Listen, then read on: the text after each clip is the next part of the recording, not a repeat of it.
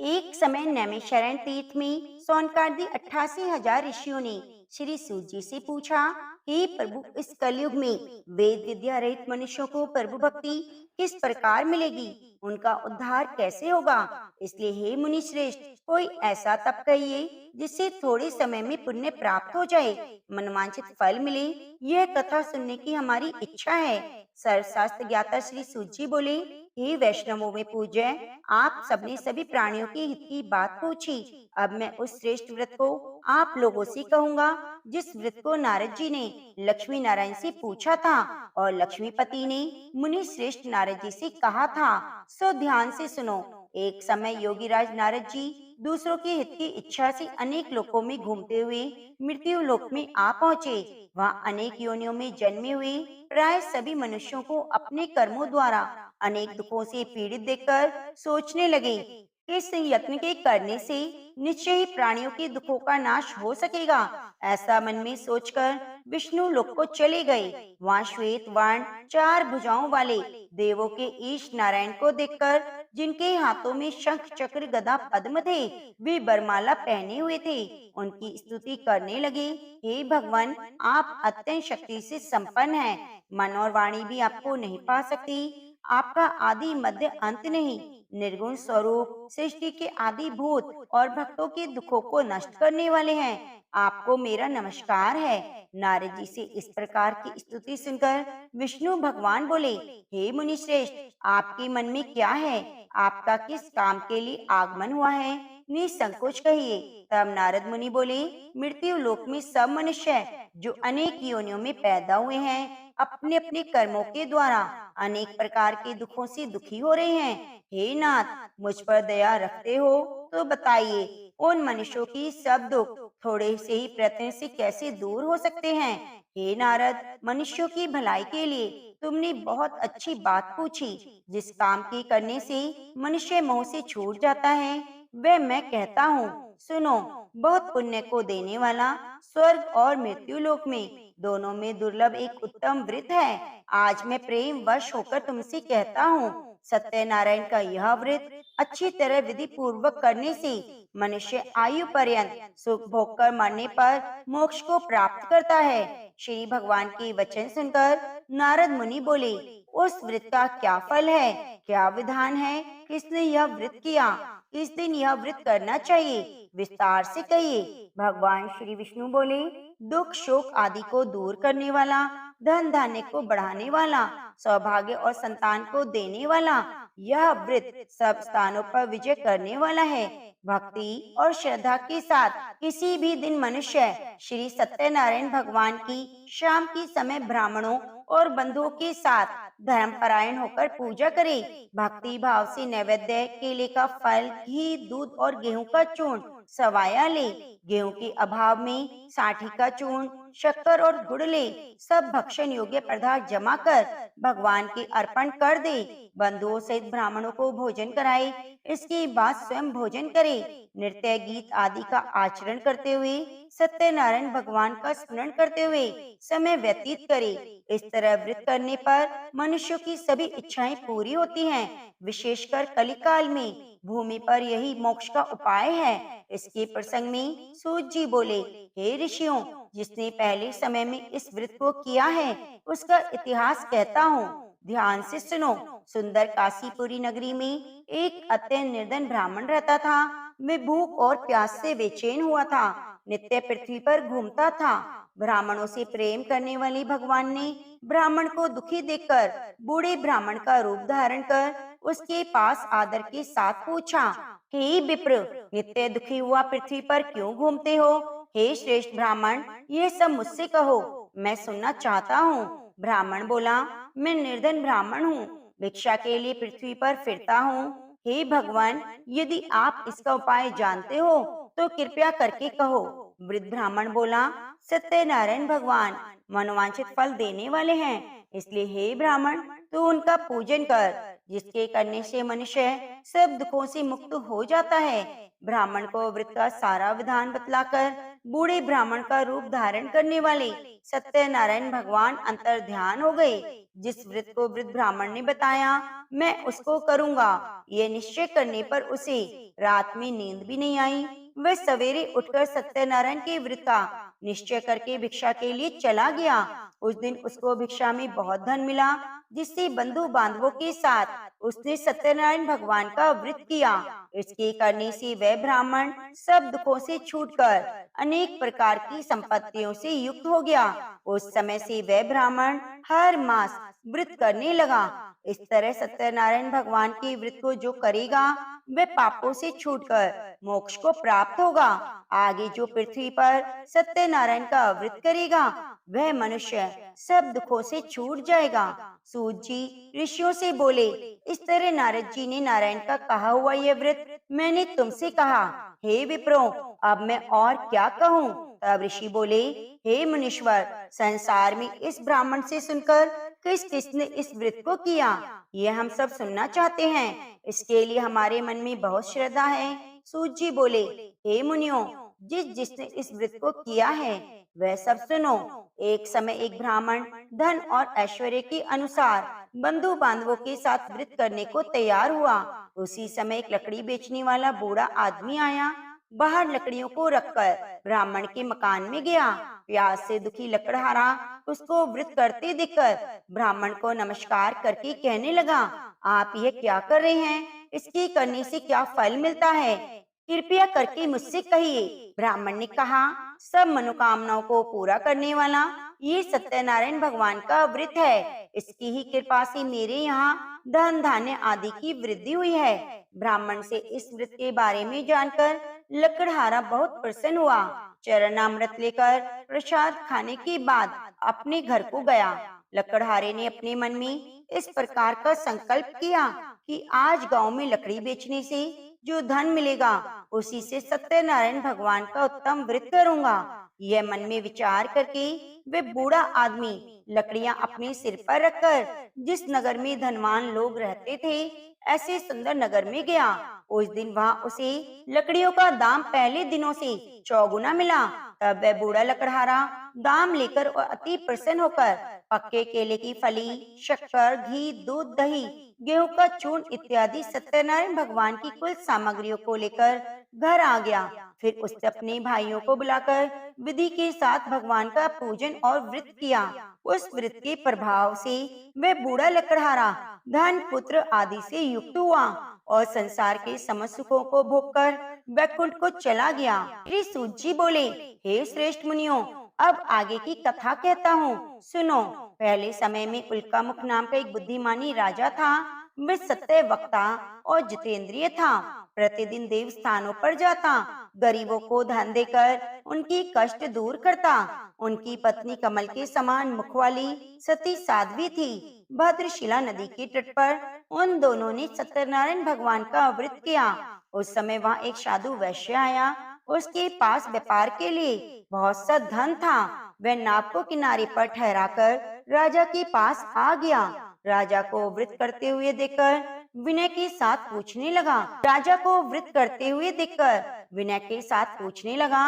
हे राजन, भक्ति युक्त चित्त से आप यह क्या कर रहे हैं? मेरी सुनने की इच्छा है, सो आप मुझसे कहिए। राजा बोला, हे साधु, अपने बांधवों के साथ पुत्र आदि प्राप्ति के लिए माँ शक्तिवान सत्यनारायण भगवान का यह व्रत और पूजन किया जा रहा है। राजा के वचन सुनकर साधु आदर से बोला, हे राजन, मुझसे इसका सब विधान कहो। मैं भी आपके कथन अनुसार इस व्रत को करूंगा। मेरे कोई संतान नहीं, इससे निश्चय हो जाएगी। राजा से सब विधान सुनकर व्यापार से निवृत्त हो वह आनंद के साथ घर गया। साधु ने अपनी स्त्री से संतान देने वाले उस व्रत का समाचार सुनाया। और कहा, जब मेरी संतान होगी तब मैं इस व्रत को करूंगा। साधु ने ऐसे वचन अपनी स्त्री लीलावती से कहे। एक दिन उसकी स्त्री लीलावती पति के साथ आनंदित होकर सांसारिक धर्म में प्रवृत्त होकर सत्यनारायण भगवान की कृपा से गर्भवती हो गई। 10वें महीने में उसने एक सुंदर कन्या को जन्म दिया। दिनों दिनों वह ऐसे बढ़ी जैसे शुक्ल पक्ष का चंद्रमा बढ़ता है। कन्या का नाम कलावती रखा गया। तब लीलावती ने मीठे शब्दों में अपने पति से कहा, आपने जो संकल्प किया था भगवान का व्रत करूंगा, आप उसे करिए। साधु बोला, हे प्रिय, इसके विवाह पर करूंगा। इस प्रकार अपनी पत्नी को आश्वासन देकर वह नगर को गया। कलावती पुत्र ग्रह में वृद्धि को प्राप्त हो गई। साधु ने जब नगर में सखियों के साथ अपनी पुत्री को देखा तो तुरंत दूत को बुलाकर कहा, पुत्री के वास्ते कोई सुयोग्य वर देखिए। साधु की आज्ञा पाकर दूत कंचनपुर नगर पहुंचा। वहां बड़ी खोज और देखभाल कर लड़की के लिए सुयोग्य वाणिक पुत्र को ले आया। उस सुयोग्य लड़की को देखकर साधु ने अपने बंधु बांधवों सहित प्रसन्नचित अपनी पुत्री का विवाह उसके साथ कर दिया। किंतु दुर्भाग्य से विवाह के समय भी उस व्रत को करना भूल गया। तब श्री भगवान क्रोधित हो गए, श्राप दिया, तुम्हें दारुण दुख प्राप्त होगा। अपने कार्य में कुशल साधु बनिया जामाता सहित समुद्र स्थित रतनपुर नगर में गया। वहाँ दोनों ससुर जमाई चंद्रकेतु राजा के उस नगर में व्यापार करने लगे। एक रोज भगवान सत्यनारायण की माया से प्रेरित कोई चोर राजा का धन चुराकर भागा जा रहा था, किंतु राजा के दूतों को आता देखकर चोर ने घबराकर भागते हुए राजा के धन को वहीं चुपचाप रख दिया जहाँ दोनों ससुर जमाई ठहरे हुए थे। तब दूतों ने उस साधु वैश्य के पास राजा के धन को देखा तो दोनों को बांधकर ले गए और प्रसन्नता से दौड़ते हुए राजा के समीप जाकर बोले, ये दो चोर हम पकड़कर लाए हैं, देखकर आज्ञा दें। तब राजा की आज्ञा से उनको कठोर कारावास में डाल दिया और सब धन छीन लिया। सत्यनारायण भगवान के श्राप के द्वारा उसकी पत्नी भी घर पर बहुत दुखी हुई। घर पर जो धन रखा था चोर चुरा कर ले गए। शारीरिक और मानसिक पीड़ा, भूख प्यास से अति दुखित होकर अन्न की चिंता में कलावती एक ब्राह्मण के घर गई। वहाँ उसने सत्यनारायण भगवान का व्रत होते देखा, कथा सुनी और प्रसाद ग्रहण करके रात को घर आई। माता ने कलावती से कहा, हे पुत्री, अब तक कहाँ रही? तेरे मन में क्या है? कलावती बोली, हे माता, मैंने एक ब्राह्मण के घर पर सत्यनारायण भगवान का व्रत देखा है। कन्या के वचन सुनकर लीलावती भगवान के पूजन की तैयारी करने लगी। लीलावती ने परिवार और बंधुओं सहित सत्यनारायण भगवान का पूजन किया और वर मांगा, मेरे पति और दामाद शीघ्र आ जाएं। साथ ही प्रार्थना की, हम सबका अपराध क्षमा करो। सत्यनारायण भगवान इस व्रत से संतुष्ट हो गए। राजा चंद्रकेतु को स्वप्न में दर्शन देकर कहा, हे राजन, दोनों वैश्यों को प्रातः ही छोड़ दो। सब धन जो तुमने ग्रहण किया है वह दे दो, नहीं तो मैं तुम्हारा धन, राज्य, पुत्र आदि सब नष्ट कर दूंगा।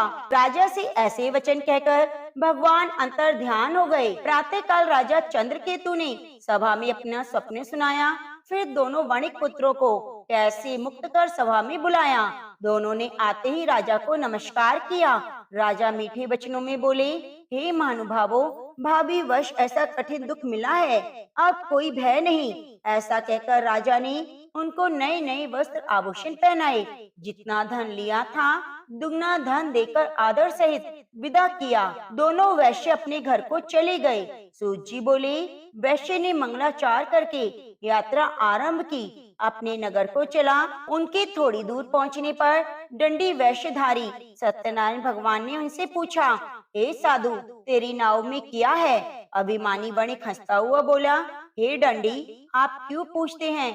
क्या धन लेने की इच्छा है? मेरी नाव में तो बेल पत्ते भरे हैं। वैश्य का कठोर वचन सुनकर भगवान ने कहा, तुम्हारा वचन सत्य हो। डंडी ऐसा कहकर वहां से दूर चले गए।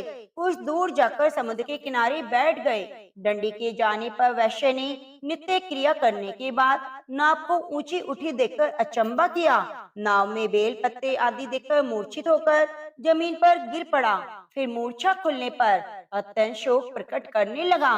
तब उनका दामाद बोला, आप शोक ना करें, ये डंडी का श्राप है, अतः उनकी शरण में चलना चाहिए, तभी हमारी मनोकामनाएं पूरी होंगी। दामाद के वचन सुनकर वह डंडी के पास पहुंचा। अत्यंत भक्ति भाव से नमस्कार करके बोला, मैंने जो आपसे असत्य वचन कहे थे उन्हें क्षमा करो। ऐसा कहकर महान शोकातुर होकर रोने लगा। तब डंडी भगवान बोले, हे वणिकपुत्र, मेरी आज्ञा से तुम्हें बार बार दुख प्राप्त हुआ है, तुम मेरी पूजा से विमुख हुए हो। साधु बोला, हे भगवान, आपकी माया से मोहित ब्रह्मा आदि भी आपके रूप को नहीं जानते, तब मैं अज्ञानी कैसे जान सकता हूँ। आप प्रसन्न होइए, मैं सामर्थ्य के अनुसार आपकी पूजा करूँगा। मेरी रक्षा करो और पहले की समान नौका में धन भर दो। उसकी भक्ति युक्त वचन सुनकर भगवान प्रसन्न होकर उनकी इच्छा अनुसार वर देकर अंतर ध्यान हो गए। तब उन्होंने नाव पर आकर देखा, नाव धन से परिपूर्ण है, फिर भी वह सत्यनारायण भगवान का पूजन कर साथियों सहित अपने नगर को चला। अब अपने नगर के निकट पहुंचा, तब दूतों को घर भेजा। दूत ने साधु के घर जाकर उसकी स्त्री को नमस्कार करके कहा, साधु अपने दामाद सहित इस नगर के समीप आ गए हैं। ऐसा वचन सुनकर साधु की स्त्री ने बड़े हर्ष के साथ सत्यदेव का पूजन कर पुत्री से कहा, मैं अपने पति के दर्शन को जाती हूँ, तू कार्य पूर्ण करके शीघ्र आना। माता के ऐसे वचन सुनकर कलावती प्रसाद छोड़कर पति के पास गई। प्रसाद की अवज्ञा के कारण सत्यदेव ने रुष्ट होकर उसके पति को नाव सहित पानी में डुबा दिया। कलावती अपने पति को ना देखकर रोती हुई जमीन पर गिर गई। इस तरह नौका को डूबा हुआ कन्या को रोता देखकर साधु दुखित होकर बोला, हे प्रभु, मुझसे या मेरे परिवार से जो भूल हुई है उसे क्षमा करो। उसके दीन वचन सुनकर सत्यदेव प्रसन्न हो गए और आकाशवाणी हुई, हे साधु, तेरी कन्या मेरे प्रसाद को छोड़कर आई है, इसलिए उसका पति अदृश्य हुआ है। यदि वे घर जाकर प्रसाद खाकर लौटे तो इसे पति अवश्य मिलेगा। ऐसी आकाशवाणी सुनकर कलावती ने घर पहुंचकर प्रसाद खाया, फिर आकर पति के दर्शन किए। उसके बाद साधु ने बंधु बांधवों सहित सत्यदेव का विधि पूर्वक पूजन किया। उस दिन से वह हर पूर्णिमा को सत्यनारायण भगवान का पूजन करने लगा। फिर इस लोक में सुख भोग कर अंत में स्वर्ग लोक को चला गया। सूत जी बोले, हे ऋषियों, मैं और भी कथा कहता हूँ, सुनो। प्रजा पालन में लीन तुंगध्वज नाम का राजा था। उसने भी भगवान का प्रसाद त्याग कर बहुत दुख पाया। एक समय वन में जाकर वन्य पशुओं को मारकर बड़ के पेड़ के नीचे आया। वहाँ उसने ग्वालों को भक्ति भाव से बंधु बांधवों सहित सत्यनारायण भगवान का पूजन करते देखा। राजा देखकर भी अभिमानवश वहाँ नहीं गया और न ही पूजन किया, न नमस्कार किया। जब ग्वालों ने भगवान का प्रसाद उसके सामने रखा तो वह प्रसाद को त्याग कर अपनी सुंदर नगरी को चला गया। वहाँ उसने अपना सब कुछ नष्ट पाया तो वह जान गया ये सब भगवान ने किया है। तब वह विश्वास करके ग्वालों के समीप गया और विधि पूर्वक पूजन करके प्रसाद खाया तो सत्यदेव भगवान की कृपा से पहला जैसा हो गया। फिर दीर्घ काल तक सुख भोग कर मरने पर स्वर्ग को गया। जो मनुष्य इस दुर्लभ व्रत को करेगा, सत्यनारायण भगवान की कृपा से धन धान्य की प्राप्ति होगी। निर्धन धनी होता है, बंदी बंधन से मुक्त होकर निर्भय हो जाता है, संतानहीनों को संतान की प्राप्ति होती है, सब मनोरथ पूर्ण होकर अंत में बैकुंठ धाम को जाता है। यह सत्य है। श्री सूत जी कहते हैं, ब्राह्मणों, आपको मैंने सत्यनारायण व्रत की ये पावन कथा सुनाई। इस व्रत का पालन करके मनुष्य सभी दुखों से मुक्त हो जाता है। विशेषतः कलयुग में श्री सत्यनारायण की पूजा महान फल देने वाली है। इस देवता को कोई सत्यनारायण कहते हैं, कोई सत्यदेव, अनेक रूपों में सत्यनारायण भगवान के सभी मनोरथों को पूर्ण करते हैं। ये सनातन सत्यदेव कलयुग में सत्य व्रत के रूप में अवतरित होंगे। हे श्रेष्ठ मुनियों, जो मनुष्य नित्य इसका पठन श्रवण करता है, सत्यनारायण भगवान की कृपा से उसकी सभी पाप नष्ट हो जाते हैं। तो प्रेम से बोलिए सत्यनारायण भगवान की जय। श्री सत्यनारायण व्रत कथा संपूर्णम। श्री कृष्ण गोविंद हरि मुरारी, हे नाथ नारायण वासुदेवा, हरे कृष्णा। भक्तजनों, यदि आपको हमारे द्वारा सुनाई गई कथा अच्छी लगी है तो कृपया वीडियो को लाइक करके कमेंट बॉक्स में सत्यनारायण भगवान की जय जरूर